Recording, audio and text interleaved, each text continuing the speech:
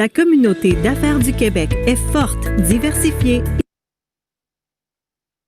et innovante. Les entreprises de toute taille et de toutes les régions sont le moteur de notre économie québécoise. Nous savons combien la gestion d'une entreprise est un travail difficile. Si vous êtes en affaires, vous connaissez certainement les obstacles mieux que quiconque. Vous savez également ce dont vous avez besoin pour réussir et ce dont votre industrie et votre communauté ont besoin pour que l'économie du Québec reste saine et forte. N'aimeriez-vous pas pouvoir parfois vous adresser au gouvernement et influencer les décisions qui touchent votre région, votre entreprise et votre gagne-pain? Maintenant, vous le pouvez. L'Observatoire FCCQ est la combinaison d'une technologie de pointe et de la force de notre réseau d'affaires pour donner plus de poids à votre voix. Il vous donne la possibilité de faire part de votre réalité et d'envoyer vos meilleures idées au gouvernement. L'Observatoire FCCQ a été créé en collaboration avec le Réseau des chambres de commerce du Québec pour savoir ce que vous pensez. Notre travail commence par l'écoute de nos membres dans chaque région du Québec en posant les bonnes questions sur les enjeux qui vous touchent. Le réseau fait la force avec l'Observatoire FCCQ, un outil qui permettra d'influencer l'environnement d'affaires au Québec en fournissant rapidement des données fiables par secteur d'activité et par région à nos partenaires et au gouvernement. Nous vous communiquerons des informations afin que vous puissiez prendre des décisions éclairées concernant votre entreprise, dans votre secteur et votre communauté. L'Observatoire FCCQ met de l'avant les questions qui vous tiennent à cœur. Il est temps de faire valoir votre voix. Inscrivez-vous à l'Observatoire FCCQ dès maintenant.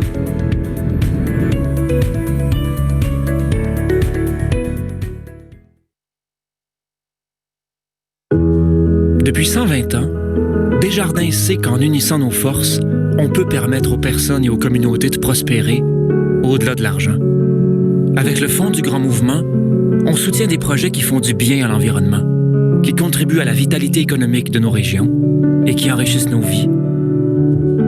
Ensemble, on peut réinventer demain.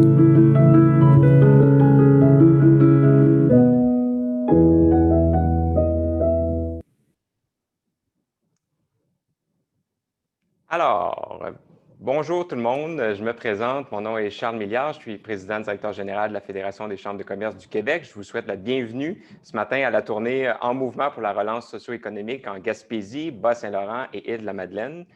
Vous êtes plus de 400 personnes à vous être inscrits ce matin. Je vous avoue qu'on m'avait dit que les gens de l'Est du Québec étaient fiables et enthousiastes, mais je vous avoue que c'est notre plus grand nombre ce matin. Et je suis très, très fier que vous soyez avec nous. Ce matin, on est sur 2 fuseaux horaires. On accueille nos amis des Îles-de-la-Madeleine, évidemment. Et on est aussi sur 2 zones d'alerte. Hein. Si mes chiffres sont bons, vous êtes à la fois dans la zone jaune et orange, dépendant d'où vous êtes ce matin. Mais sachez que c'est un privilège que je vous invite à chérir parce qu'à Montréal, c'est loin d'être évident la situation actuelle. Aujourd'hui, c'est le 6e événement de notre série de 10, donc qu'on fait en partenariat avec Desjardins. Aujourd'hui, c'est 2 entreprises, 2 organisations plus que centenaires qui s'adressent à vous. Hein. Donc, cette année, Desjardins fête ses 120 ans. La FCCQ, l'air de rien, a 112 ans. Alors, aujourd'hui, on met notre expertise et notre enthousiasme, je vous dirais, au service de vos régions pour discuter de la relance. Je vais vous présenter d'entrée de jeu notre invité VIP ce matin, donc M. Guy Cormier, président et chef de la direction du mouvement Desjardins. Alors, bonjour Guy, merci d'être avec nous. C'est toujours un plaisir de t'avoir avec nous. Je salue aussi les autres gens qui occupent votre Zoom ce matin, donc M. François Gagnon, que plusieurs connaissez assurément, donc chroniqueur économique au réseau Cogeco. Alors, bonjour François. François mènera des entrevues donc avec 2 entrepreneurs de vos régions. Donc, premièrement, Mme Ruth Taker, qui est directrice générale de la coopérative des pêcheurs du Cap-Dauphin. Alors, Mme Taker nous rejoint ce matin de Gros-Îles aux Îles-de-la-Madeleine. Alors, merci d'être là. Et Mme Stéphanie Poitras, qui est directrice générale donc d'Aliments Asta, qui nous rejoint de Saint-Alexandre de Kamouraska. On a aussi M. Luc Leblanc, qui est président de la Chambre de commerce de la Baie des Chaleurs, qui nous présentera aussi les autres chambres de commerce qui sont impliquées avec nous ce matin. Et finalement, M. Guillaume Sirois, président de la Chambre de commerce et d'industrie Rimouski-Neigette. Donc, les chambres de Baie des Chaleurs et Rimouski-Neigette sont nos chambres ambassadrices. Donc, je vous remercie pour le recrutement de tous ces centaines de personnes avec nous ce matin. On a aussi quelques invités de marque dont je m'en voudrais de ne pas souligner leur présence. Donc, premièrement, M. Marc Parent, maire de Rimouski, M. Jonathan Lapierre, maire de la municipalité des Îles-de-la-Madeleine, ainsi qu'à M. Sylvain Hudon, maire de l'Apocatière. Et je profite de l'occasion, M. Hudon, pour lui dire que toute ma famille vient de son coin de pays, donc l'Apocatière, Saint-Pacôme, Saint-Gabriel. Alors, ça me fait plaisir que vous soyez avec nous ce matin. On a aussi des représentants des bureaux des députés Diane Leboutillier et Joël Arsenault, ainsi que plusieurs journalistes régionaux. Alors, considérez-vous tous et toutes comme salués. Ce matin, vous le savez, l'idée, c'est de parler de la relance, mais de la relance spécifique à vos régions, donc du Bas-Saint-Laurent, Gaspésie et de la Madeleine. On aura donc une conférence en 3 temps. Dans un premier temps, M. Cormier vous adressera la parole avec des données très précises qui proviennent de l'équipe des économistes de Desjardins. Je vous reviendrai pour vous parler justement de nos premiers résultats préliminaires qu'on a dans la région avec le nouvel outil Observatoire FCCQ dont je viens de vous parler. Et par la suite, François conduira donc une entrevue, une discussion avec des questions du public avec nos 2 entrepreneurs. Alors, sans plus tarder, je cède la parole à Luc Leblanc, président de la Chambre de commerce de la Baie-des-Chaleurs, et je vous remercie d'être avec nous. Luc. Merci, Charles. Très bonne introduction. Donc, écoutez, comme tu l'as mentionné, on est en Gaspésie, les Îles-de-la-Madeleine et au Bas-Saint-Laurent, 2 régions extraordinaires qui ont profité d'une manne touristique l'été passé. On a également là, une économie qui est vraiment diversifiée. C'est une économie qui tourne beaucoup vers les régions, vers les ressources naturelles. Donc, sûrement qu'on va en discuter un petit peu aujourd'hui et je pense que c'est la thématique. Donc, comme tu l'as mentionné, il y a plusieurs chambres de commerce présentes ce matin et la Chambre de commerce de l'industrie de Rimouski-Neigette et la Chambre de commerce Baie-des-Chaleurs ont le privilège ce matin d'être ambassadrices de l'événement où on est ce matin. Par contre, on a une précieuse collaboration avec différentes chambres de commerce présentes sur le territoire, puis je vais me permettre de les nommer parce que c'est très important. Donc, bien entendu, la Chambre de commerce Kamouraska-Lisley, la Chambre de commerce Rivière-du-Loup, de la MRC de Rivière-du-Loup, la Chambre de commerce de Matane, la Chambre de commerce, comme j'ai mentionné, Baie-des-Chaleurs, la Chambre de commerce des Îles-de-la-Madeleine, la Chambre de commerce du tourisme de Gaspé et la Chambre de commerce Rocher-Percé. Et j'ai renommé la Chambre de commerce Baie-des-Chaleurs, donc je vais me permettre de renommer la Chambre de commerce de l'industrie Rimouski-Neigette. Donc, comme j'ai mentionné, c'est un très grand privilège pour nous, pour les chambres de commerce, d'accueillir cette tournée qui vise là, la relance socio-économique là, de notre région. Et sans plus tarder, je vais procéder où j'aimerais bien présenter notre conférencier ou notre invité spécial aujourd'hui, qui est M. Guy Cormier. Donc, président-chef de la direction du mouvement Desjardins. C'est à 26 ans que M. Cormier a plongé dans l'univers coopératif de Desjardins et il en devient le président et chef de direction en 2016 avec une vision ancrée sur les membres et clients. Il insuffle un vent de changement au mouvement Desjardins. Leader visionnaire, il place l'innovation, l'humain et les communautés au cœur de son ambition. Être en premier dans le cœur des gens. C'est avec cette idée en tête qu'il a créé le Fonds du Grand Mouvement afin d'appuyer différents projets provenant des communautés. Très impliqué auprès de la jeunesse, il devient le premier parrain d'Academos, un organisme qui soutient nos jeunes dans l'atteinte de leur plein potentiel en les connectant à la réalité du monde du travail. Il est aussi le défenseur du meilleur partage de la prospérité, d'un développement économique durable et de l'édification d'une société plus ouverte et inclusive. Donc, bienvenue, M. Cormier. Merci beaucoup. Très content d'être avec vous toutes, avec vous tous, honnêtement. C'est un réel privilège pour moi d'avoir ce moment avec plusieurs communautés d'affaires de la région.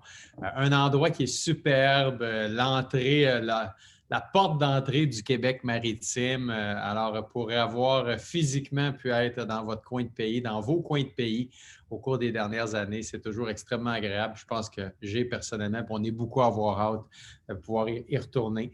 Votre présence ce matin nous témoigne à quel point que malgré la distance, malgré les mesures sanitaires, on est capable de se parler, on est capable de regarder ensemble ce qu'est la relance économique dans le futur. Puis on va tout de suite se le dire, la deuxième vague actuellement est différente de la première. Au printemps, la pandémie, là, pour plusieurs, c'était très montréalais, c'était très grande zone urbaine. Ce qu'on constate aujourd'hui, c'est que cet automne, peu importe les codes de couleur, on voit que le virus, il s'est étendu partout. Il y a des éclosions dans plusieurs régions du Québec. Je pense que plus que jamais, là, on est tous responsables les uns des autres au Québec actuellement. Il faut en prendre pleinement toute la portée. Puis ce qu'on va essayer de faire aujourd'hui, là, humblement, c'est de vous partager des perspectives, notre perspective sur les événements, le choc qui a été subi par vos régions, je parle du Bas-Saint-Laurent, Gaspésie, de la Madeleine, puis comment on peut envisager la suite. Réfléchir déjà à comment on peut envisager la suite, parce qu'on entend beaucoup de gens dire « Ah, le monde va être différent après, il faut que ce soit différent ». Mais la réalité, là, c'est à nous, c'est à vous de décider comment on va vouloir qu'il soit différent, ce monde-là. Commençons par un petit tour d'horizon de vos régions respectives. Nos économistes chez Desjardins ont fait un travail, là, un excellent travail pour mesurer région par région l'impact de la pandémie et aussi voir un petit peu de prévision pour le futur. Les constats, là, pour 2020, le recul de l'économie du Québec va être de 4,8 %. Quand on a commencé la tournée, là, on parlait de 4,6 %, mais on a réajusté nos cibles parce que la deuxième vague, on sait qu'elle va avoir de l'impact sur les premiers mois de l'année 2020. Quand je regarde vos régions respectives, le Bas-Saint-Laurent, le recul de l'économie pour 2020 va être de 6 %. Et pour ce qui est de la Gaspésie-les-Îles, on va parler de 6,5 %. Donc, la première vague, excusez-moi, de la pandémie dans vos régions a peut-être épargné des personnes de la présence du virus, mais n'a pas épargné la crise économique. On le voit, là, l'impact a été plus grand. De mars à mai, dans la grande période de confinement, c'est 8 300 emplois qui ont été perdus au Bas-Saint-Laurent et 6 400 emplois Gaspésie-les-Îles. Mais la bonne nouvelle, c'est que quand on étire la période, on ne regarde pas juste mars à mai, là, on regarde de février à septembre, bien, les pertes d'emplois Gaspésie-les-Îles ont été de 4 500. Ça veut donc dire qu'on a réussi à reprendre déjà 30 % des emplois en se rendant jusqu'à la fin du mois de septembre. La surprise, c'est le Bas-Saint-Laurent. Entre février et septembre, dans le Bas-Saint-Laurent, on parle d'un gain, je dis bien un gain net de 1 300 emplois. Donc, une récupération complète des emplois perdus durant la période de mars à mai, même une légère augmentation de 1,5 %. Donc, on le voit, c'est ce qu'on constate à travers le Québec, des réalités entre régions, parfois très limitrophes, qui sont très différentes en réaction à la pandémie. L'autre élément qui est important, c'est tous ces chiffres-là, là, la croissance, l'emploi, on peut-tu simplifier ça? Puis je pense qu'un indicateur qui est important, c'est la valeur perdue. La valeur perdue, ça nous témoigne un peu de la sévérité de la crise qu'on a vécue. Pour le Bas-Saint-Laurent, là, un recul de 6 % de l'économie en 2020, ça représente 480 millions en pertes économiques. Et pour la Gaspésie-les-Îles, une baisse de 6,5 % de l'activité économique, ça représente 216 millions de dollars qui ont comme été jetés à la mer, mettons, en 2020. Donc, c'est beaucoup d'argent. Et c'est des projets annulés, c'est des projets reportés, c'est des commerces fermés, c'est des emplois perdus, c'est des familles en difficulté, c'est de l'anxiété, puis c'est du stress. C'est ça la réalité. Mais quand on enlève autant d'argent à une région, à des régions, c'est clair que ça devient plus difficile économiquement là-dessus. Donc, on comprend aujourd'hui, je pense, encore mieux la réaction de nos gouvernements avec les nombreux programmes d'aide qui ont mis de l'avant pour amener un peu de soulagement pour les entrepreneurs, mais aussi pour les familles. Une fois que j'ai dit ça, si on regarde 2021 maintenant, nos prévisions nous disent quoi? La bonne nouvelle, c'est que ça va remonter. On apprend à vivre avec la COVID. On se croise tous les doigts que la deuxième vague demeure sous contrôle, que les gens, tout le monde, dans le fond, on contribue à limiter cette vague-là. Et on voit que les activités économiques sont relancées. C'est très différent de mars à mai. Mais je pense qu'on réalise aussi que ça reste fragile. Ça reste fragile comme reprise. Puis il y a des régions qui vont un petit peu plus vite et des régions qui vont un petit peu moins vite. Dans votre cas, ce qu'on constate, c'est qu'en moyenne, au Québec, la reprise économique pour 2021 va être de 6,2 %. Pour la région du Bas-Saint-Laurent, on parle d'une croissance économique en 2021 de 3,7 %. Et pour le Bas-Saint-Laurent-les-Îles, une croissance économique de 3,2 %. Donc, une croissance économique dans vos régions respectives inférieure à la moyenne du Québec, mais positive, qui, selon moi, est une très bonne nouvelle. On s'attend pour les deux régions du Bas-Saint-Laurent et Gaspésie-les-Îles à un retour à des activités pré-COVID, là, plus au milieu de 2022. Donc, positif en 2021, mais vraiment, c'est à l'été 2022 qu'on va revoir peut-être un niveau d'activité, une reprise de ce qui aura été perdu versus la COVID. Donc, la bonne nouvelle, c'est que 2021 redevient positif. C'est ce qu'on souhaite tous.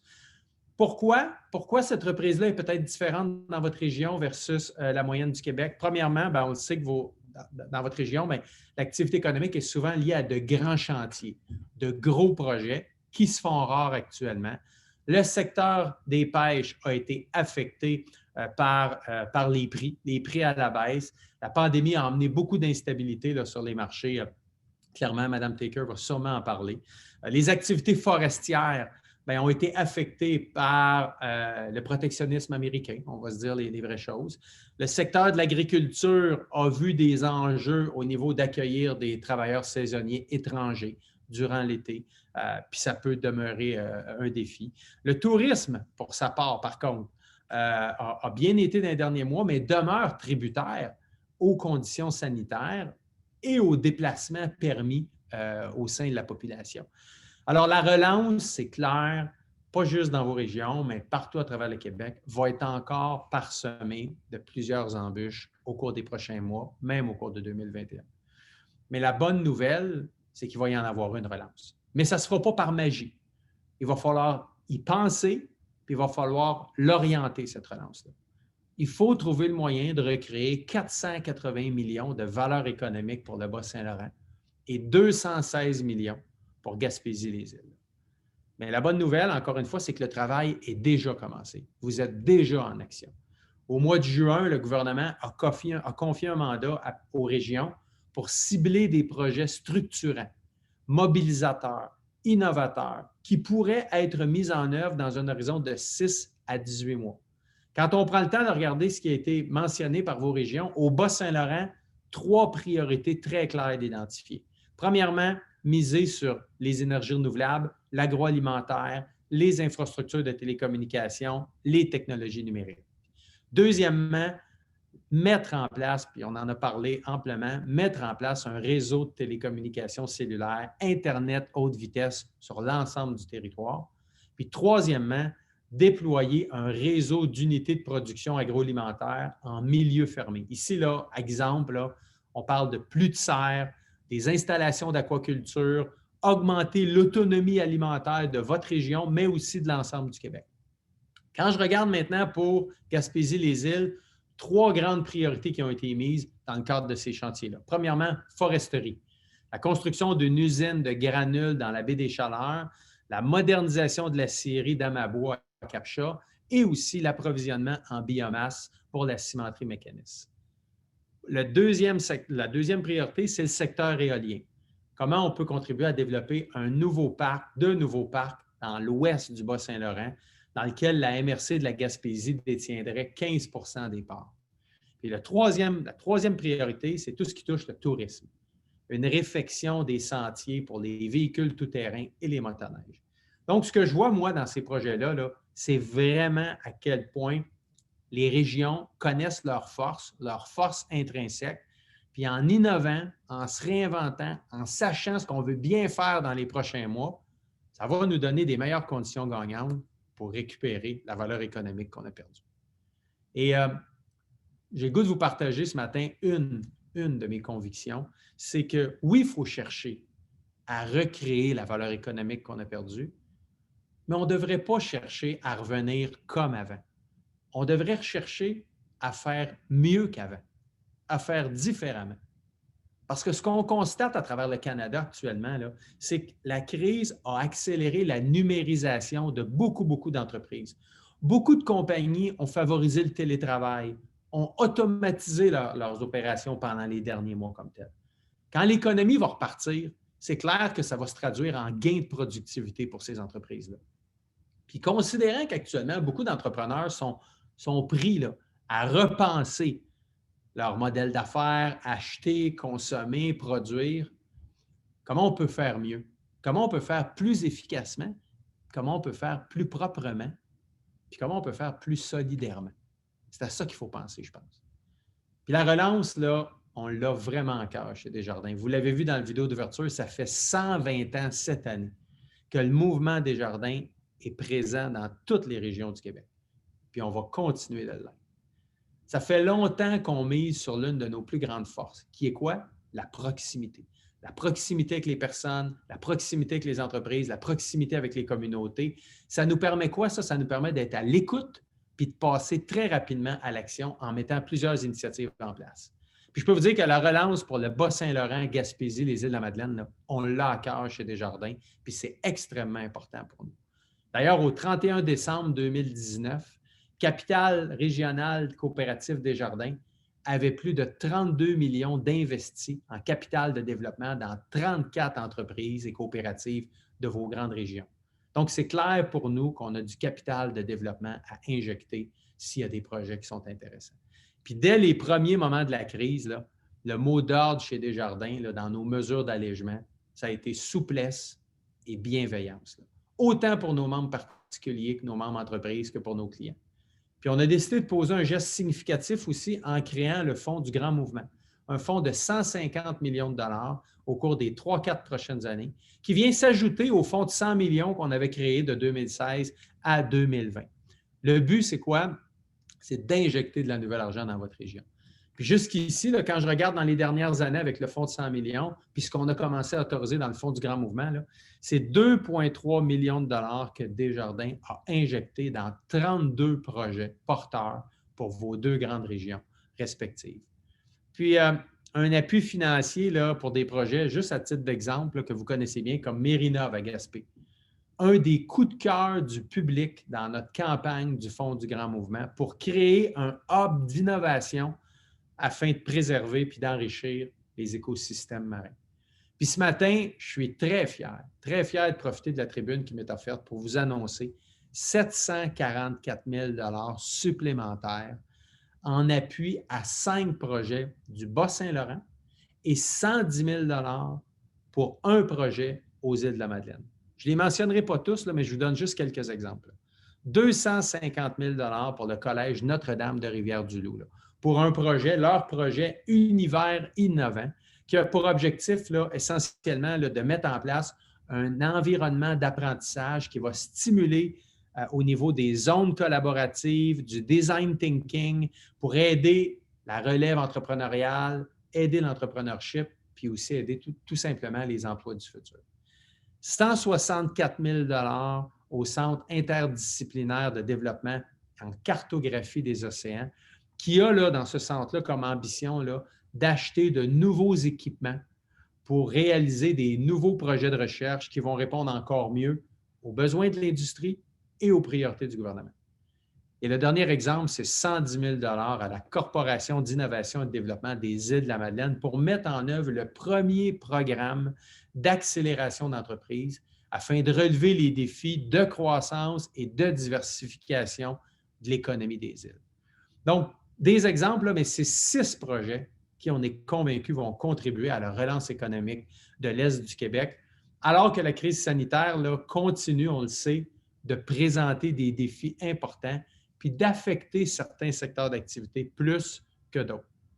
L'autre chose qu'on a fait cet été aussi, c'est de consulter plus de 4000 entreprises dans un vaste sondage pour mieux comprendre leurs besoins. Et j'ai le goût de vous partager 3 solutions qu'on a mis de l'avant chez Desjardins pour accompagner les entreprises. La première, c'est qu'on a pris la décision que pour les 2 prochaines années, nos conditions de financement, la tarification, les conditions, les garanties, si l'entreprise n'est pas en faillite, on va se dire les vraies choses, là, mais tu sais, au pair, on va garantir les mêmes conditions qu'avant la COVID même si les résultats ont peut-être été à la baisse ou le chiffre d'affaires ou ces choses-là.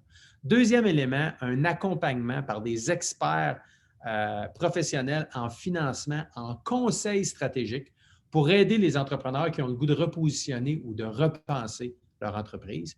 Et finalement, un rabais important grâce à un partenariat avec des firmes de santé pour offrir des services de santé virtuels aux entrepreneurs ou aux employés de ces entreprises-là qui n'ont parfois pas des programmes d'assurance collective pour aider à réduire la facture de frais d'exploitation, mais peut-être accompagner encore mieux les employés qui peuvent vivre de l'anxiété ou du stress dans la situation. On a aussi créé le Fonds C. Le Fonds C, c'est quoi? C'est un fonds clairement dédié en réaction à la COVID pour aider des entreprises à mettre en place des solutions pour continuer leurs opérations, tout simplement. Puis, c'est une contribution financière du Mouvement Desjardins sans remboursement requis par l'entreprise qui fait une énorme différence. Je donne un exemple, là, 5 000 $ qui a été versé à Village en Chanson, la Petite-Vallée, pour les aider à préparer une version virtuelle de leur camp en chanson. Un autre exemple, 10 000 $ qu'on a versé à Conception Navale FMP à Newport pour l'agrandissement de leur usine. Jusqu'à maintenant, là, c'est 27 500 $ qu'on a versé en Gaspésie et aux îles et il reste plus de 100 000 $ de disponibles encore dans le Fonds C pour Gaspésie et les îles.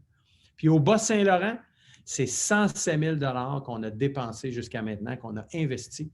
Et il reste, en date d'aujourd'hui, 70 000 $ encore dans le Fonds C.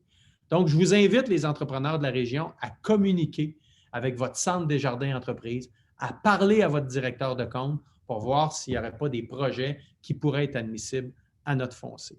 Notre objectif, là, c'est d'accompagner le maximum d'entreprises puis de les aider à saisir toutes les opportunités qui peuvent être porteuses pour ces entreprises-là au cours des prochaines années. Donc, il est clair, là, on le voit que, puis votre présence ce matin le témoigne, plus on va travailler ensemble, plus on va être capable de se relever tout le monde. Là. On a des moyens, on a des fonds dédiés, on a du talent à revendre. Il faut maintenant être sûr de tirer tous dans la même direction. Et ça veut dire qu'il va falloir accepter de se parler, de se challenger. Qu'est-ce qui va changer au cours des prochains mois? Il faut se poser des questions dans nos communautés, dans nos régions, dans nos familles, pour faire émerger les régions du Québec qu'on veut dans le futur. Puis je salue la Fédération des chambres de commerce et les chambres de commerce qui prennent le temps de stimuler ce genre de réflexion-là actuellement. De notre côté, chez Desjardins, je peux vous dire qu'on a déjà commencé à réfléchir pas mal. Le gouvernement du Québec l'a dit, là, on veut rapatrier au Québec certains domaines de production. Je pense notamment au biomédical. Je peux vous dire que ça nous intéresse grandement chez Desjardins. On parle beaucoup d'achat local, d'avoir des achats locaux de plus en plus forts. On veut développer intensivement la production en serre. Vous-même, vous en parlez dans votre région actuellement. Ça nous intéresse chez Desjardins. Il y a aussi tout l'immense dossier qui est le défi relié à la lutte au changement climatique. Là aussi, il y a des opportunités importantes. Mais je suis convaincu que notre société va être marquée par des changements de valeur importants au cours des prochains mois, au cours des prochaines années. Le modèle économique qu'on connaît, là, extraire, transformer, utiliser, jeter, va être de plus en plus dépassé et ne répondra pas à tous les besoins. Il va falloir passer à d'autres choses parce que c'est insoutenable économiquement et aussi sur le plan environnemental. Les citoyens, les consommateurs, les actionnaires vont être de plus en plus nombreux à rechercher des projets ou des produits qui s'inscrivent dans une économie circulaire. Ici, là, on parle d'un écosystème, là, un écosystème économique où rien n'est perdu, où tout est réutilisé, où le produit usé d'une entreprise devient le début d'une chaîne pour une autre entreprise. Et on crée là toutes sortes de boucles qui font en sorte qu'on utilise de moins en moins de ressources brutes, puis qu'on cesse de gaspiller, puis qu'on mène des activités, qu'on mène nos activités dans le respect des personnes et le respect de l'environnement. L'autre chose qui me préoccupe, et j'ai le goût de vous partager ce matin, c'est notre jeunesse. Nos jeunes, nos ados, nos jeunes adultes qui sont au secondaire, qui sont au cégep actuellement, qui sont à l'université, là, ils se retrouvent actuellement dans une situation où ils sont coupés de leurs amis, de leurs loisirs, de leur sport, et qui doivent étudier dans des conditions qui ne sont pas toujours optimales. Évidemment, c'est variable d'une région à l'autre en fonction des couleurs, je le sais. Là. Mais je pense qu'il faut tous, en tout cas, je suis convaincu qu'il faut s'assurer que nos jeunes ne soient pas doublement pénalisés dans la situation actuelle. Là. Oui, par la crise, mais en plus, par le fait qu'ils ont parfois dû étudier dans des conditions qui n'étaient pas les plus optimales. Puis je sais en plus comment vous travaillez fort dans vos régions pour attirer les jeunes, pour conserver vos jeunes. Oui, vous avez des départs à la retraite qui s'en viennent, mais ça va être important de pouvoir garder le plus de jeunes pour pourvoir ces postes-là. Alors, comme employeur, comme leader de votre communauté, il va falloir, dans les prochains mois, les prochaines semaines, faire preuve d'inventivité pour encore plus accompagner nos jeunes, pour être sûr qu'ils ne décrochent pas, qu'ils restent en région, puis être sûr qu'ils soient bien formés dans vos entreprises pour vous aider à votre relance économique. L'autre chose qu'on réalise dans la pandémie, c'est à quel point les gouvernements ont joué un rôle important et significatif pour amortir le choc de la crise. Ça aussi, je pense, quand je parlais de changement de valeur, c'est une prise de conscience collective. Un retour dans les derniers mois vers une pensée de plus en plus collective. Puis quand je regarde les choses aller, là, je constate que le modèle coopératif, avec ses valeurs d'entraide, de solidarité, d'engagement, il est plus pertinent que jamais. Il rejaillit durant la pandémie. Puis je suis convaincu qu'on va voir de la part des entrepreneurs et des entreprises encore plus d'engagement à long terme. Les entreprises vont être encore plus impliquées socialement au cours des prochaines années.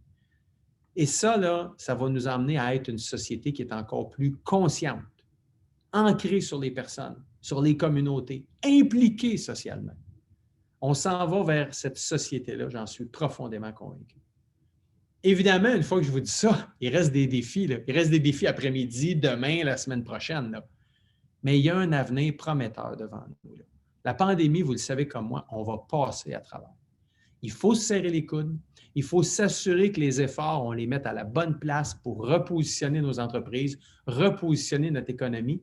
Puis je suis convaincu que ça va nous amener à faire encore mieux ensemble. En tout cas, c'est ce qui nous motive chez Desjardins, je vous dirais. Pensez l'avenir autrement avec vous, les entrepreneurs, avec les familles du Bas-Saint-Laurent, Gaspésie et de la Madeleine. Merci beaucoup tout le monde. Merci beaucoup, Guy.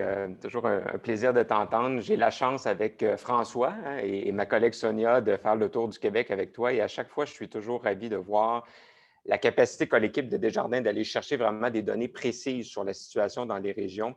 On a parlé tantôt de la difficulté, dans le fond, pour la région à remonter de cette crise-là, qui sera plus longue peut-être que dans d'autres régions. Ça nous a amené d'ailleurs des questions que je vois dans le chat et on aura l'occasion d'y répondre avec François et nos deux autres invités. Mais d'ici là, je voudrais, puis félicitations aussi pour les belles annonces, je pense à Rivière-du-Loup, aux îles aussi, donc c'est toujours des belles nouvelles que tu peux nous apporter comme ce matin. Et avant de passer la parole à François, donc je vois le temps qui file, je vais vous faire une courte présentation sur l'Observatoire FCCQ. Donc, vous avez vu la vidéo en introduction. L'Observatoire FCCQ, c'est une plateforme d'échange pour aller chercher des données hyper régionalisées qui vont servir aux chambres de commerce partout au Québec pour faire des relations publiques, des relations gouvernementales et influencer les décideurs locaux. Alors, je vous invite à vous inscrire le plus tôt possible sur la plateforme en visitant le site fccq.ca. Là, en ce moment, on a reçu un certain nombre pas de candidatures, mais de profils pour les résultats que je vais vous présenter ce matin, mais c'est important que la plateforme se bâtisse et que le nombre augmente parce qu'on aura l'occasion de revenir vers vous avec d'autres concepts pour vous présenter des résultats. Et le plus de gens on aura, donc le plus les résultats seront probants et seront parlants finalement pour les décideurs locaux. Alors, je vais passer à la prochaine diapositive. Donc, le profil des entreprises. Donc, aujourd'hui, on a 44 entreprises qui ont accepté de répondre à notre premier coup de sonde. Mais encore une fois, j'espère que si au moins 100 personnes ce matin allaient sur le site fccq.ca après la conférence, on aurait déjà un nombre encore plus porteur. Mais je vous dis tout de suite qu'il y a quand même des résultats qui sont très intéressants et qui sont différents de d'autres régions du Québec.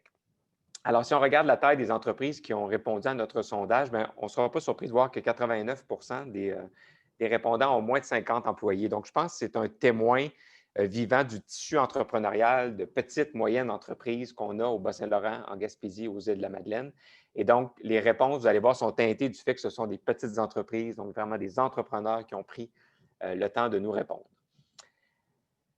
Ces gens-là proviennent de quel secteur? Donc, la majorité provient du commerce de détail, aussi de l'industrie de l'information, de l'industrie culturelle. Alors, je n'ai pas besoin de vous dire donc que 18 plus 16, 34 viennent de secteurs qui ont été assez amochés par la crise actuelle parce que ce sont des commerces ou des organisations qui se nourrissent finalement souvent du contact humain et de l'échange entre des clients et des fournisseurs. Alors, on va voir les résultats justement que ça nous apporte un peu plus tard. On a aussi un certain nombre de répondants dans l'hébergement, évidemment. Vous allez voir que ça a un impact aussi.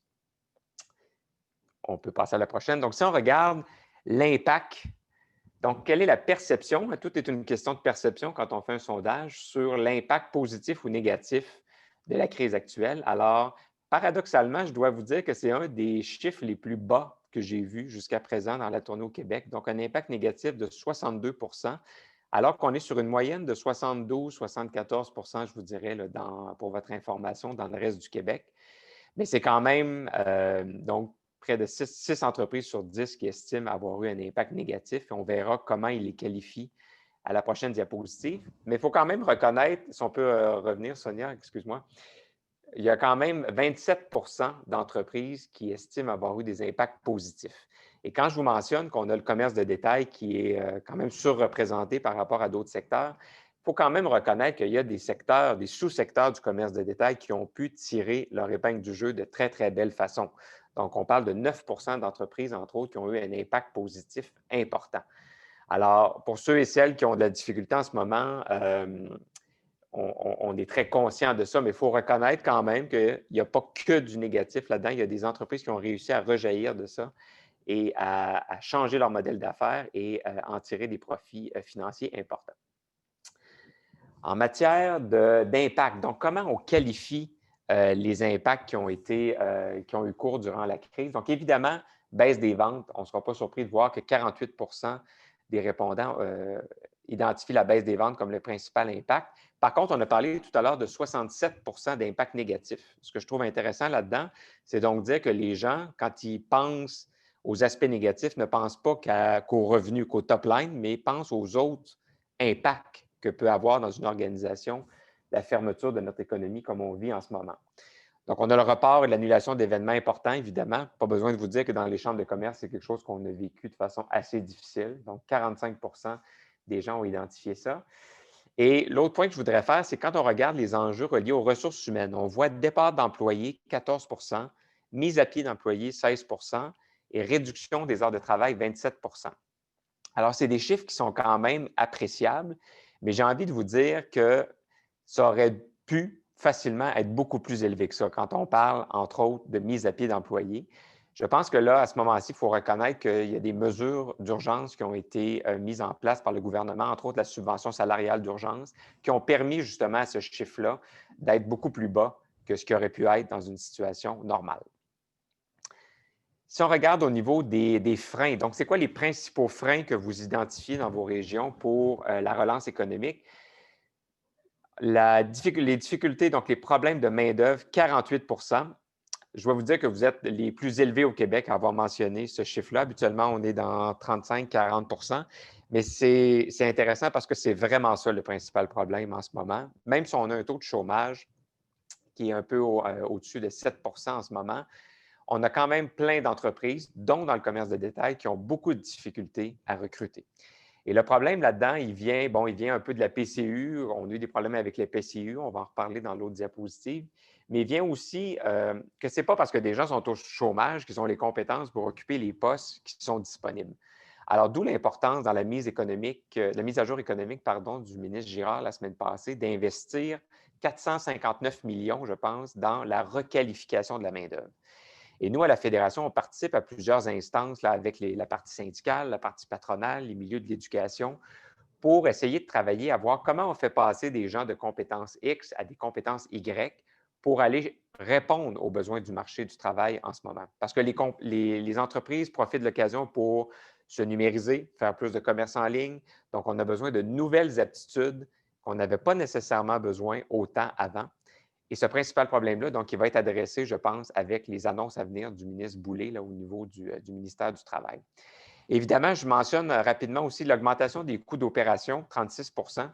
Moi, ça me fait penser à ce qu'on a appelé la Fédération des rénovations sanitaires. Donc, vous avez été nombreux à investir des dizaines de milliers de dollars pour que vos commerces soient sécuritaires, répondent aux guides et aux pratiques, aux guides de pratique de la CNESST. Et moi, j'ai été vraiment impressionné, puis on en parlait là, avec Guy, avec François, un peu partout au Québec. On a été impressionné de voir les commerces s'adapter aussi aisément, investir là-dedans, mais c'est des coûts importants. Et pour la plupart, exemple, les restaurateurs, vous n'avez même pas pu vraiment les utiliser. Parce que ceux, bon, vous n'êtes pas en zone rouge, mais ceux qui sont en zone rouge ont dû fermer et tous ces investissements-là, pour l'instant, ne servent à rien. Alors, l'augmentation des coûts d'opération est vraiment quelque chose qu'on voit un peu partout au Québec. Je vais passer à la prochaine diapo. Donc, quelles sont les mesures d'aide qui ont été les plus appréciées? Alors, je trouve ça intéressant. Et encore là, vous êtes les plus élevés à l'avoir mentionné. Mais ça me fait sourire parce que je pense vraiment comme vous. Je pense que la principale mesure d'aide qui a été utile récemment, c'est d'arrêter et de réviser la PCU. Parce que dans le commerce de détail et dans la transformation agroalimentaire, entre autres, ça a été un très gros frein au recrutement. Parce qu'il y a plein d'étudiants, j'ai envie de dire plein de plus jeunes, mais pas nécessairement, qui faisaient le calcul que c'était peut-être plus intéressant cet été, surtout qu'il a fait très beau cet été, de profiter de la PCU plutôt que de repartir à la recherche d'un emploi ou de retourner dans leur emploi. Alors, cette mesure-là, en étant modifiée, maintenant, c'est rendu une partie intégrante de l'assurance-emploi, ça vient aider plusieurs à la relance. Un autre point important, les subventions sectorielles directes, donc la couverture des coûts fixes, entre autres pour les restaurateurs qui doivent fermer. C'est une mesure qui a été grandement appréciée. Puis, juste pour vous faire, pas rire, mais pour un petit clin d'œil, à l'aide d'urgence sur le loyer commercial, seulement 9 %. Donc, des fois, il y a des bonnes idées. Il y a des idées qui sont bonnes, mais quand vient le temps de les implanter, c'est plus difficile. Et vraiment, l'aide au loyer commercial, jusqu'à la révision il y a quelques semaines, ça a été vraiment sous-utilisé partout au Québec. Et chez vous, c'est seulement 9 % des gens qui s'en sont prévalus. Dernière diapositive sur le télétravail. J'avais très hâte de voir ces chiffres-là pour le Bas-Saint-Laurent, la Gaspésie et les îles de la Madeleine. Alors, 59 % des entrepreneurs mentionnent qu'ils offrent soit à temps plein ou à temps partiel du télétravail. Vous ne serez pas surpris, en tout cas, de voir que c'est le chiffre le plus bas que j'ai vu au Québec en ce moment. On est sur 75, 80, 85 % un peu partout au Québec. Il y a deux raisons qui expliquent ça, selon moi. Puis si vous avez d'autres hypothèses, ça va me faire plaisir de vous entendre. La première, c'est qu'on a beaucoup de commerce de détail. Donc, évidemment, on a besoin finalement que les gens se pointent dans les magasins pour servir les clients. Mais la deuxième chose, c'est que pour faire du télétravail, il y a deux mots dans télétravail. Le premier, c'est télé. Alors, ça prend une connexion Internet de qualité. Et malheureusement, on sait que votre région est une des plus mal desservies dans ce sens-là. Et donc, ça, c'est le pot. Les fleurs, par contre, il faut reconnaître avec des discussions que j'ai eues au ministère de l'Économie et de l'Innovation, puis avec les grandes entreprises de télécommunications, que là, je pense que le fruit est plus que mûr pour qu'on ait enfin l'accès à laquelle vous avez droit dans vos régions. Je pense qu'en ce moment, il y a une table de concertation qui a été mise sur place et que moi, je n'ai jamais été aussi optimiste, en tout cas, que d'ici à la prochaine élection, probablement, on aura cette connexion-là pour l'ensemble des Québécois. Alors, évidemment, ça demeure un problème chez vous, ce qui fait que près de 40 % ne l'offrent pas en ce moment. Alors voilà les données qu'on a reçues avec l'Observatoire. Encore une fois, je vous incite à aller sur le site fccq.ca pour participer et lors de nos prochaines rencontres, j'aurai l'occasion de vous présenter d'autres données. Alors, je cède la parole à François pour la suite des choses. Attendez-vous mon micro. Merci beaucoup, Charles. Avant de passer à mes deux invités ce matin, juste petite précision. Vous avez un petit bouton qui est marqué Q et R, questions et réponses. Alors, posez vos questions ou vos commentaires à l'intérieur, parce que c'est difficile pour nous d'aller dans la portion conversée et questions et réponses également pour être capable de vous parler. Et je vois d'ailleurs que de nombreuses personnes ont commencé à nous écrire. Je pense au maire de Rimouski, par exemple, que je salue en passant, Marc Parent, qui nous écrit que oui, il y a des retombées quand même positives malgré les problèmes qu'on a reconnus. Entre autres, Rimouski, qui, eux aussi, ont une vague de vente. En tout cas, on est en train de voir une année record en termes de secteur résidentiel. Alors, on constate que beaucoup d'acheteurs ne viennent pas nécessairement de la région. Peut-être les gens comme moi de Montréal qui s'en vont déménager dans la région du Bas-Saint-Laurent pour retrouver, parce que je suis originaire du coin aussi, retrouver son coin de pays. L'ouverture vers le télétravail également. Alors, on aura l'occasion de s'en reparler, mais n'hésitez pas à poser vos questions. Charles sera là également. M. Cormier sera là également pour répondre à vos questions. Et dans une moindre mesure, peut-être moi aussi, je pourrais peut-être vous aider. Alors, sans plus tarder, je vous présente mes deux invités ce matin. La première a eu un parcours plutôt atypique parce qu'elle a travaillé dans un CLSC, travaillé dans les commissions scolaires, elle a été mairesse également. Elle a vécu une vingtaine d'années aux États-Unis avant de retourner à Grosse-Île. Puis là, elle est devenue, depuis 2013, vice-présidente de l'Association québécoise d'industrie de la pêche. Et depuis janvier 2020, elle est à la KIP également. Madame Ruth Taker. Madame Taker, bienvenue. Merci, bonjour. Accepté notre invitation. Et notre autre invitée ce matin, elle est directrice générale des aliments ASTA. ASTA qui prend son origine dans Abattoir Saint-Alexandre. Donc, on a fait un acronyme qui s'appelle ASTA. C'est une entreprise qui est très connue dans le Bas-Saint-Laurent, dans l'abattage du porc, entre autres, et la production porcine. Stéphanie Poitras en est la directrice générale, deuxième génération d'ailleurs, de cette entreprise-là. Madame Poitras, bonjour. Bonjour. Alors, je vais commencer avec Madame Taker. Madame Taker, vous avez connu cette année, c'est sûr que l'industrie de la pêche, quand on pense aux îles de la Madeleine, on pense tout au homard. Cette année, ça a été 13 millions de livres. C'est une deuxième année record pour vous. Mais le homard, ce n'est pas strictement ça chez vous non plus, là. Non, mais c'est une assez longue histoire. Mais pour faire une courte review de ça, c'est que nous autres, on est basés aux îles sur une île qui est pas mal isolée durant l'année, sauf les bateaux et les avions.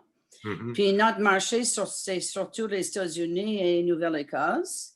Ça fait que nous autres, on est, tu sais, on est à la grâce des Américains souvent pour essayer d'avoir un bon prix pour nos produits. Puis cette année, plus que ça, c'est que le monde local était un peu réticent et il avait peur de commencer la pêche parce qu'ils ne savaient pas où est-ce on a allé dans ça. Fait que moi, j'ai recruté mes clients aux États-Unis pour avoir, tu sais, comme des commandes d'avance, pour être sûr qu'on était capable de vendre nos produits et tout ça. La seule chose avec ça, cette année, dans la Nouvelle-Écosse, il y avait beaucoup de homards. Nous autres, aux îles, on avait aussi des bonnes prises, mais quand même, Nouvelle-Écosse a eu peut-être trop d'homards, puis il avait mis de homards sur le marché, puis ça avait créé comme on appelle ça un glut, là, il y avait trop d'homards, puis le prix était moins.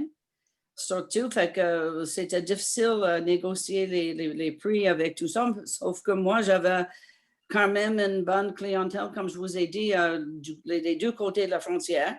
Ça fait que ça m'a donné un edge pour essayer d'avoir le meilleur prix possible. Puis pour le COVID, mais veut dire, il y avait plus de bateaux, veut dire les croisières, puis les casinos, puis les gros restaurants. Ça fait que l'industrie de la transformation d'homard était comme moins demandée. Puis nous autres, d'abord, on est plus dans le vivant de toute façon, malgré on a une salle de transfert quand même. Puis on a sur la salle de transfert, c'est plus des clients de Québec. Mais pour le vivant, c'est plus comme je vous dis, c'est Nouvelle-Écosse, c'est plus aux États-Unis, 60% aux États-Unis. Et puis, en tout cas, on a convaincu moi, j'ai convaincu mes confrères dans l'industrie, puis mes pêcheurs qu'il fallait avancer, il fallait prendre une chance. Puis grâce à mes bons clients, puis tout ça, on a réussi d'avoir quand même une bonne année. Madame Poitras, de votre côté, comment ça s'est passé votre printemps? Là? Parce qu'on a vu, entre autres, Cargill dans l'ouest du pays. On voit encore Animal avec des problèmes de COVID dans leurs abattoirs. Comment, vous, de votre côté, vous avez géré ça, cette crise-là? Ça a été assez particulier, dans le fond, parce que quand la crise a commencé, moi, j'étais en Floride, donc ça ne m'a pas donné de chance. Ouais. Donc, on a fallu en plus faire une quarantaine à notre tour.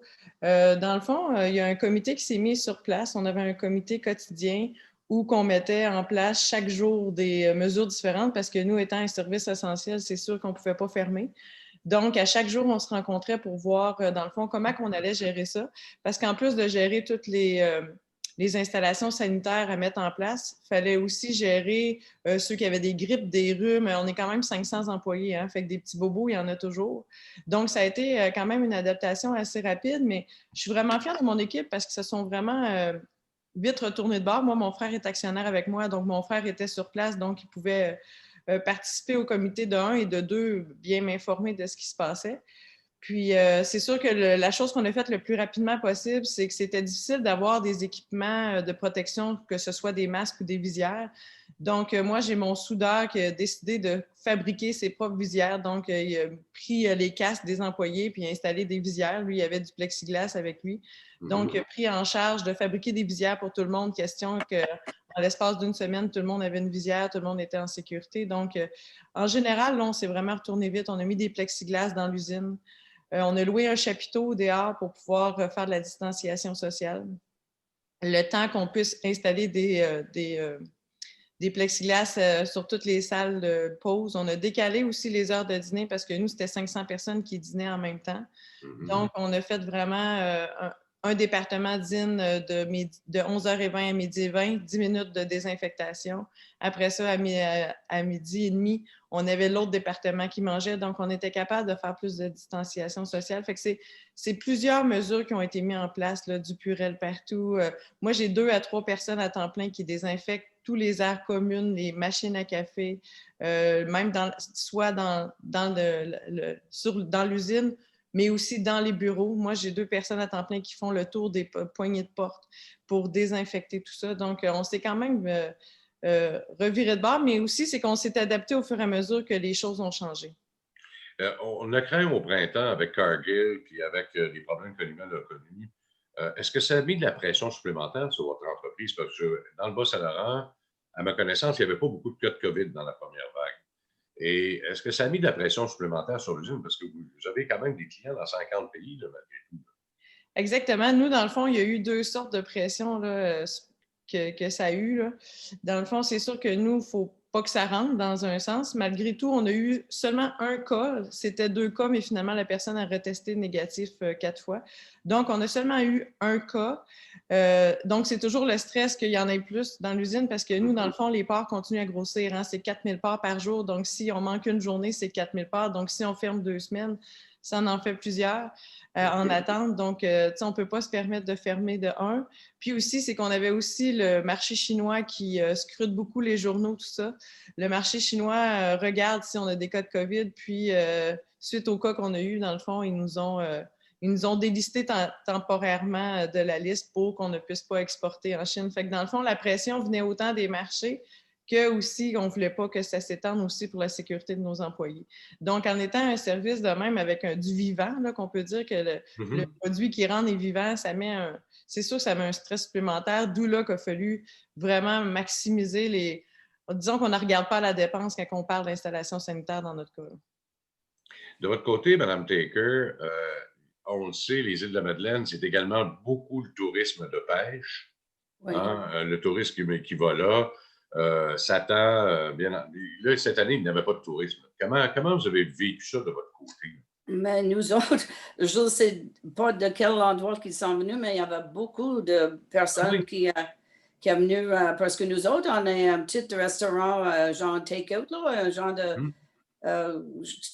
casse-croûte aux fruits de mer. Fait qu'on était très occupés cet été, puis nous avons adapté parce que on a, même dans l'usine, on est obligé de respecter les lois, puis tout ça, puis les règlements, puis tous les masques, et ainsi de suite, comme Mme Potter avait tout indiqué, plexiglas, tout ça.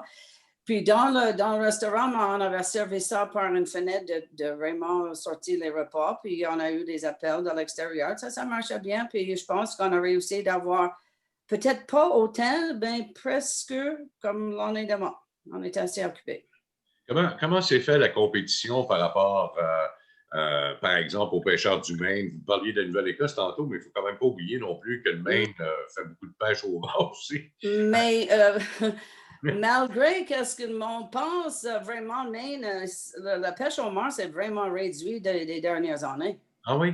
Moi, j'ai de gros clients dans le Maine. Ils ne sont pas capables de réussir d'avoir. Parce que dans le Maine, ils pêchent 12 mois par année.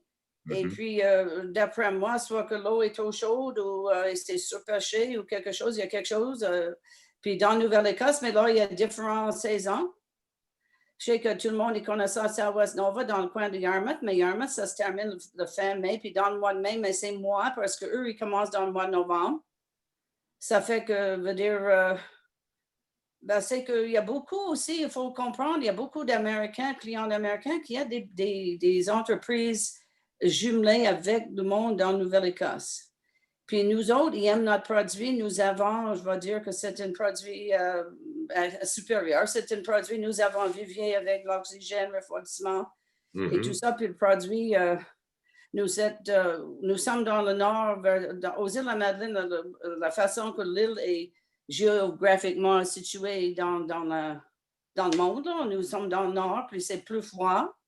Mais plus que ça, nous avons nos refroidisseurs, mais veut dire le goût, puis c'est que, comment est-ce que je vais dire ça, l'animal, le homard, il mange sur les rochers, ce qui donne un meilleur goût à la chair. Ça fait que, si je m'exprime bien, et puis, en tout cas, c'est facile à vendre notre produit. Un produit de meilleure qualité. Mais la pêche, ce n'est pas strictement le homard chez vous non plus. Il y a d'autres produits qui sont pêchés aussi. Là. Parce qu'il y a une saison bien précise pour le homard, il y en a d'autres pour les huîtres, il y en a d'autres pour le hareng, etc. Dans notre entreprise, à nous, c'est plus le pétanque, le homard, le flaton. Et puis, il y en a d'autres pêcheurs qui pêchent le buxin et aussi crabe araignée, puis crabe de neige. Il y en a juste quelques pêcheurs qui font ça. Mais nous autres, on ne prépare pas ça. C'est vendu à un autre processeur aux îles. Moi, je m'en occupe plus des pétanques et le homard. Et le homard. Puis le flaton, excuse-moi. Le flaton aussi, oui, mais ça, c'est une pêche qui est très restreinte, le flaton. Oui. C'est très, très court, très, très réglementé également. Nous autres, c'est l'homard vivant. C'est ça notre...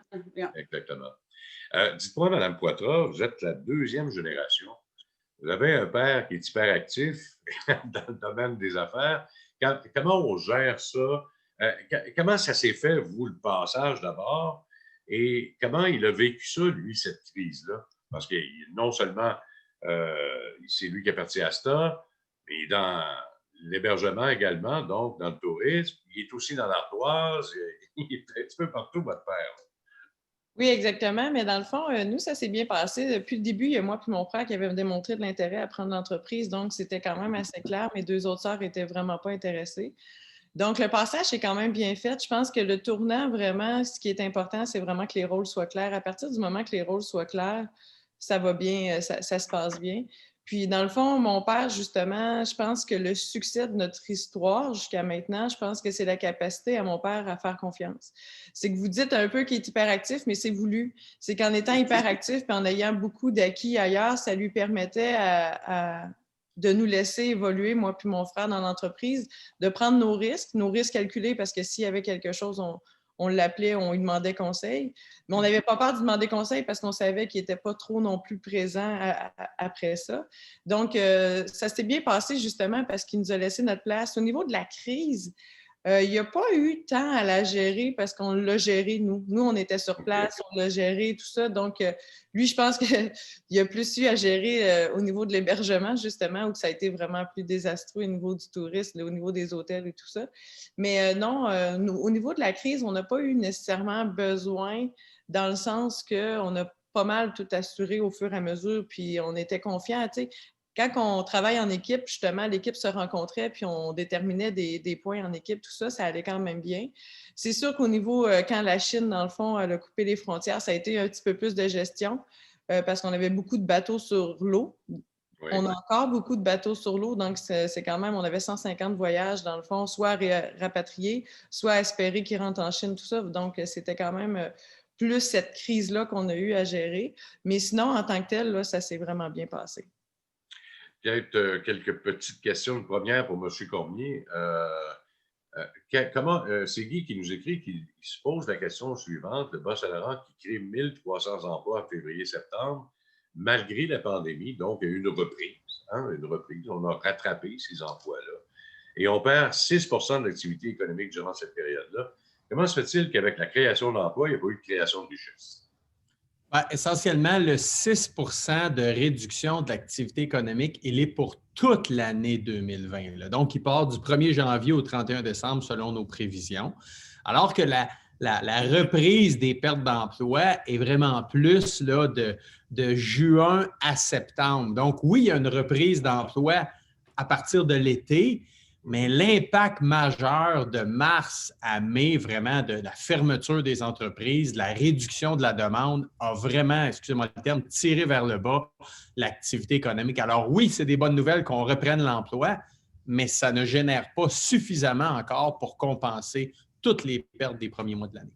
Et c'est la raison pour laquelle, parce que là, on calcule 10 des 12 mois cette année-là, hein, si je ne m'abuse, alors que l'année prochaine, on fait nos prévisions sur 12. Alors, ça explique un peu ce que les gens ne comprenaient pas cette semaine lors de la mise à jour économique à Québec. Pourquoi on est à moins 6 cette année et que l'année prochaine, on va être à plus 5 alors qu'on avait connu une très, très bonne année en 2019 et on était à 2,6. Alors, c'est du rattrapage beaucoup plus qu'autre chose. Oui, tout à fait, tout à fait. Tout à fait. Deuxième question, quels sont les secteurs économiques du Bas-Saint-Laurent qui sont les plus touchés cette année, en lien avec la COVID, bien entendu, et quelles seraient les prévisions pour 2021? Écoutez, il y a quelques secteurs qui sont plus touchés. Là. Je pense à l'agriculture, notamment avec la pénurie de main-d'œuvre. Je pense à la foresterie, avec les défis qu'on vit sur le marché étranger. Je pense aux investissements privés aussi, là, des investissements privés. Je regarde ce qu'il y a là, actuellement. On regardait avec les économistes là, dans les différentes MRC. Là. Je pense à MRC de Matane, Ville de Matane, là, complexe aquatique, mise à niveau du port de mer de Matane. Je vois un petit peu au niveau de Rimouski-Neigette. Bon, il y a le théâtre du Bic, le site du canyon des Portes de l'Enfer. Là. Il y a quelques projets privés, là. On n'est pas en train de parler de la cimenterie mécaniste, puis on n'est pas en train de parler de parcs éoliens. Là. Alors, ça aussi, c'est un secteur qui, en 2020, a été plus faible que d'autres années. Et quand on regarde 2021, c'est clair que l'investissement public, on voit qu'il y a des projets, notamment je parlais des initiatives, des priorités qui ont été exprimées par les gens d'affaires, par le milieu, par les contributeurs. Mais quelle va être l'ampleur des investissements privés en lien avec la confiance des entreprises? Ça, pour nous, là, c'est encore pas une énigme, mais ça va être un gros vecteur de croissance économique l'année prochaine. Puis je pense que les entrepreneurs sur la ligne vont pouvoir nous le dire. L'agriculture, la pêcherie, là, encore plus en Gaspésie, et le forestier vont demeurer sous tension en 2021, selon nous. Le tourisme, on se croise les doigts. On a vu un bon été, très bon été. Est-ce qu'on va pouvoir avoir une capacité d'avoir encore plus de touristes en 2021? Ce sera à voir. Et dernier point, on parlait de la construction résidentielle, la revente de propriétés. On a vraiment vu au Bas-Saint-Laurent, M. Parent en parlait, là, une forte demande à partir de juillet, août, qui est un peu un report de ce qui ne s'est pas vécu au début de l'année, mais aussi une demande en lien avec le télétravail, tout ça. Pour 2021, on pense que ça pourrait un peu ralentir comme tel. Bon. Il y a une personne qui nous a envoyé un commentaire disant que le Bas-Saint-Laurent est une des régions fort probablement qui est mieux nantie qu'ailleurs en termes de branchement Internet. C'est vrai que TELUS a énormément investi d'argent, Cogeco également, si je ne m'abuse, là, dans la région de Rimouski et Matane et les environs. Mais il reste encore du travail à faire. Ça, c'est clair et net. Une autre question qui nous vient de Marjolaine, et peut-être, Mme Poitras, vous pourriez nous aider à répondre à cette question-là. Est-ce qu'il y a des actions qui sont prévues d'abord au niveau du Québec pour aider les entrepreneurs pour favoriser la transaction à la relève? Vous, comment s'est faite cette relève-là chez vous, Mme Poitras? Vous alliez parler tantôt de bien délimiter les rôles de chacun, mais au-delà de ça, à un moment donné, on a probablement besoin d'aide également. Là. Comment ça se fait? Comment ça s'est fait chez vous? Quel truc pourriez donner aux autres entrepreneurs qui nous regardent ce matin? Mais c'est sûr que, tu sais, dans le fond, c'est drôle parce que moi, à l'université, j'avais appris que la relève se prépare très tôt. Mais moi, mon père a été très visionnaire parce que ça fait quand même plus de 15 ans qu'il avait comme commencé le processus, même s'il était quand même encore assez jeune. à l'époque, ils savaient que ça pouvait être un processus qui était long puis qu'il ne fallait pas laisser à la légère. Donc, on avait quand même commencé assez tôt. C'est sûr qu'il s'est entouré aussi de spécialistes et de bons conseils, que ce soit au niveau d'avocats, notaires ou autres. Mais oui, peut-être pour certaines entreprises, ils pourraient avoir plus de soutien pour la transition, parce que je vais vous avouer que le succès de notre histoire a été beaucoup parce qu'il a été visionnaire, il l'a fait tôt, puis aussi il n'a pas été avare au niveau là, financier, donc ça nous a permis de pouvoir reprendre l'entreprise, mais c'est certain qu'il y a certaines actions ou choses qui peuvent être mises en place, comme par exemple, j'entends souvent le commentaire que c'est plus difficile de passer l'entreprise à ses enfants qu'à un pur inconnu. Donc, c'est toutes des choses qui devraient être tenues en compte pour le futur, parce que Madame Marjolaine, j'oublie son nom de famille, mais elle n'a pas tout à fait tort. C'est tout un défi quand on veut faire la transition. Donc, surtout qu'on sait que les relèves sont de moins en moins nombreuses. Donc, c'est sûr qu'il pourrait avoir encore plus de choses de mis en place. Oui, et notamment au niveau fiscal, c'est pas toujours facile. Là, mais quand tu viens on a commencé à faciliter les choses dans le domaine de l'agriculture, mais il reste encore beaucoup de chemin à faire pour des entreprises comme la vôtre ou les autres. C'est Mme Castonguay. Vous cherchez son nom de famille, c'est Mme Castonguay. Oui. Monsieur Cormier, une question ici qui nous vient d'Antonin, qui se pose la question suivante. Les critères d'éligibilité ou d'admissibilité au foncier, et à qui ça s'adresse, et c'est quoi l'enveloppe initiale qui était prévue pour les Gaspésie-les-Îles? Pour Gaspésie-les-Îles, on parle d'un peu plus de 130 000 adressez-vous à votre centre des jardins d'entreprise, allez voir votre caisse. Essentiellement, il n'y a pas de discrimination entre les entreprises d'économie sociale, entreprises privées, organismes sans but lucratif. On est très ouvert. Puis je vous dirais qu'il y a vraiment 9 secteurs qui sont un peu des filtres pour nous. Je les mentionne très rapidement. L'innovation, est-ce que le projet peut vous aider à innover dans votre entreprise? La relève, ce qu'on vient de parler. Tout ce qui touche le développement de marché à l'étranger. La formation du talent, peut-être la requalification de la main-d'œuvre, on en parlait tantôt. Tout ce qui touche l'investissement dans des équipements éco-énergétiques, peut-être une transformation en lien avec la lutte des changements climatiques. Ouais. Transformation numérique de votre entreprise. Ergonomie, distanciation physique. Il y a des entreprises qui doivent investir pour la distanciation physique dans leur entreprise.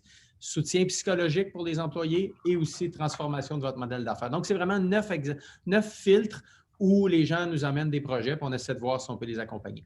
Et d'un maximum de 10 000 si je 10 000 par projet. Bon. Dernière question qui vient de Marie-Claude.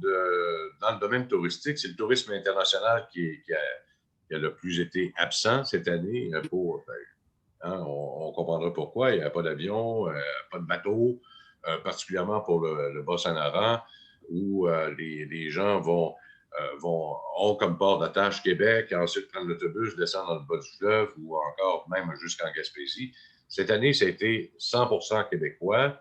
Il y en a plusieurs qui aimeraient savoir où on espère que l'année prochaine, en tout cas, on soit capable d'avoir du tourisme de l'extérieur, parce que cette année, c'était un petit peu difficile l'adaptation là, avec les tourismes qui venaient du Québec, particulièrement dans la région de Rimouski. J'ai vu souvent le maire de Rimouski à la télévision où on parlait, où c'était un peu plus, je dirais peut-être moins respectueux, en tout cas de la part des Québécois par rapport à l'environnement, aux zones fragiles, etc.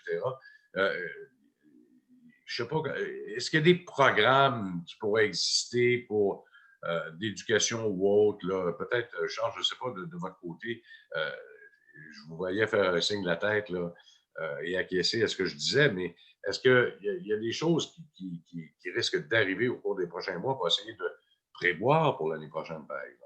Juste peut-être pour faire une parenthèse, on parle de tourisme qui a été difficile, là, je suis bien placée pour en parler. Ce n'est pas nécessairement juste le fait que c'est du tourisme du Québec, parce que dans le fond, ce qui faisait vivre nos hôtels et nos restaurants, c'était par exemple, oui, le tourisme international, qu'on parle des Européens à l'automne, tout ça, mais il y a aussi tout ce qui est motoneige, les congrès, les centres de congrès, aussi, dans le fond, tout ce qui est party de Noël, les équipes de hockey. Moi, je sais très bien que l'hôtellerie à Rivière-du-Loup vivait beaucoup des équipes de hockey. On avait des tournois quasiment à tous les fins de semaine, plus les parties de Noël en décembre. Puis après ça, c'était toute la clientèle d'affaires après jusqu'à l'été.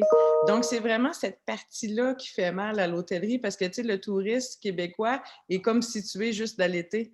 C'est tout le reste de l'année qui en souffre. C'est un bon point que Stéphanie mentionne parce que c'est ce qu'on pourrait appeler le tourisme local, donc des gens qui consomment les installations touristiques sans sortir, sans arriver dans la région ou sans sortir pour aller dans une autre. François, je voudrais juste, avant qu'on termine, j'ai vu des commentaires dans le question-réponse. Premièrement, sur la disponibilité des données de l'Observatoire. Alors, j'en ai parlé avec l'équipe et on va envoyer la présentation à toutes les chambres de commerce des 3 régions, là, de Gaspésie, de la Madeleine et Bas-Saint-Laurent qui ont participé à la fin de l'avant-midi. Donc, vous pourrez contacter, en fait, votre chambre de commerce pour avoir accès aux données. Puis, pour ce qui est d'une question qu'on a reçue aussi sur la régionalisation des données, est-ce qu'on pourrait le faire par MRC? J'ai envie de vous dire, je rêve de faire ça. L'important, c'est de peupler la base de données. Alors, encore une fois, si tout le monde peut le faire sur fccq.ca, on va même pouvoir fournir aux chambres de commerce des données par MRC et être le plus précis possible. Puis, je termine avec un petit sourire parce que je me suis fait remettre à ma place par quelques Gaspésiens qui me disent que l'Internet est excellent en Gaspésie. Alors, je suis ravi d'entendre ça. Je dois vous dire que je reçois encore des appels, peut-être plus dans des régions qui sont limitrophes à la Gaspésie, entre autres le Témiscouata, le Matapédia. Mais ceci étant dit, le Québec, la façon qu'on m'a présenté ça, c'est un peu un gruyère. Donc, il y a quelques trous, quelques poches, Haute-Mauricie, Abitibi, Outaouais, mais il y a encore quelques endroits en Gaspésie, mais tant mieux si la connexion est bonne. Moi, je suis au centre-ville de Montréal, puis ça lâche souvent. Alors, c'est un combat de tous les jours, l'Internet. Mais aussi, il faut savoir comment l'utiliser, hein. J'ai vu un commentaire aussi. C'est beau d'avoir l'accès, mais il y a des gens qui n'ont pas encore développé vraiment la façon de faire du télétravail et il y a un peu d'éducation à faire là-dessus aussi. Une dernière question, peut-être, si tu me permets, Charles, qui s'adresse à M. Cormier. En général, se peut-il qu'il y ait eu un resserrement de crédit commercial face à de nouvelles demandes de financement? Et est-ce qu'on prévoit de grosses pertes au niveau du crédit actif aux entreprises? À voir vos derniers résultats financiers, je dirais que non, là, mais...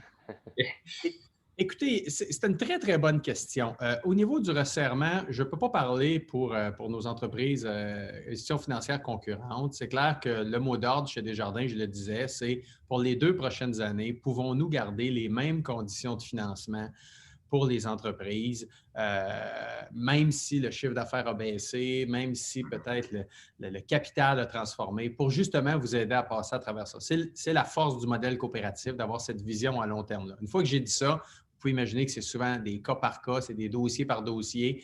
Il y a aussi comment l'entrepreneur voit son futur, tout ça. Ça, c'est la première chose. Pour ce qui est, écoutez, des pertes, il y a 2 choses. Est-ce qu'on a inscrit des provisions importantes dans nos états financiers, autant aux particuliers qu'aux entreprises, pour, en lien avec la pandémie, en lien avec le ralentissement économique? La réponse, c'est oui. C'est plus de 500 millions de dollars qu'on a inscrits à nos états financiers en termes de provisions que je vais qualifier d'un peu plus collective, qui n'est pas identifiée à des dossiers. Ce qu'on constate, par contre, c'est, en date d'aujourd'hui, à part certains secteurs d'activité qu'on connaît tous malheureusement, la restauration, l'hébergement, l'aéronautique, certains secteurs manufacturiers, le commerce de détail, puis encore une fois, je salue les entrepreneurs dans ces secteurs-là, ce sont des secteurs plus affectés. Mais dans les autres secteurs d'activité, écoutez, moi, je salue la résilience et les entreprises sont encore debout. Même des entreprises sont déjà en pénurie de main-d'œuvre parce qu'ils ont repris leur activité. Alors, c'est très variable d'une région et d'un secteur d'activité à l'autre. Merci beaucoup, M. Cormier. On a dépassé amplement notre temps ce matin. C'était extrêmement intéressant, mais j'en ai mis un petit peu plus parce que, comme Charles, je viens du Bas-Saint-Laurent aussi. Je viens de la même région que Charles, mais j'ai vécu à Rimouski et j'ai vécu également au Nouveau-Brunswick. Alors donc, c'est une région que je connais très, très bien, puis c'est pour ça que je voulais peut-être en mettre un petit peu plus que d'autres. Merci beaucoup encore une fois de votre participation à tous. Et peut-être pour le mot de la fin, on va aller rejoindre le studio de Guillaume Serrois, qui s'est bien préparé ce matin. M. Serrois, qui est président de la Chambre de commerce et de l'industrie de Rimouski-Neigette. Bien, merci pour l'excellente qualité là, des intervenants d'aujourd'hui qui ont mis en lumière le portrait de notre économie régionale. Et merci à la FCCQ pour leur tournée et pour l'accès à des statistiques qui sont quand même révélatrices pour la suite des choses. Comme on vient de le constater, nos réflexions et surtout nos actions dans l'échiquier économique n'ont jamais été si primordiales qu'aujourd'hui. C'est super important qu'on se penche là-dessus. J'en profite également pour souligner la participation de mes collègues de la Chambre de commerce de la Baie des Chaleurs comme ambassadeurs de l'événement, ainsi qu'aux chambres partenaires de la région, soit celles de Kamouraska-Lillet, de la MRC de Rivière-du-Loup, des îles de la Madeleine, du Rocher-Percé et la Chambre de commerce et de tourisme de Gaspé. Finalement, merci à tous d'avoir participé en si grand nombre à cet événement et je vous souhaite une très belle relance. Bien, merci beaucoup tout le monde. Merci. Merci. Merci. Au revoir. Bonne Bonjour. Fin de journée, merci. Au revoir. Au revoir.